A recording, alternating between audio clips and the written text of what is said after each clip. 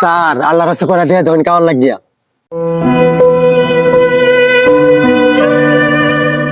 Sir যে টিয়া দিছ এটা তো একদিনও চলতো না আর কয়েকটা টিয়া বাড়াই দেবেন যাতে কয়দিন বই আগাই তারি আহারে বেচারা খুব কষ্টে আছে। আচ্ছা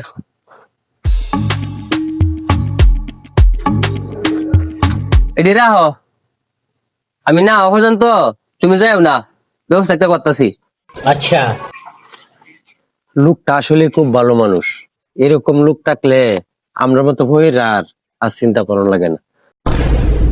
স্যার আসেন, দেখেন এই ফহিরে পিস্তল দিয়ে আয়া আমার মানি ব্যাগ মোবাইল সব লিয়ে গেছে গা। দে এগুলা বিজ্ঞান নামে সন্ত্রাসী করস তা নাই চল। যাও 6 মাস তুমি একবার পর তুলেছি তুই আরাম থেকে খাইও।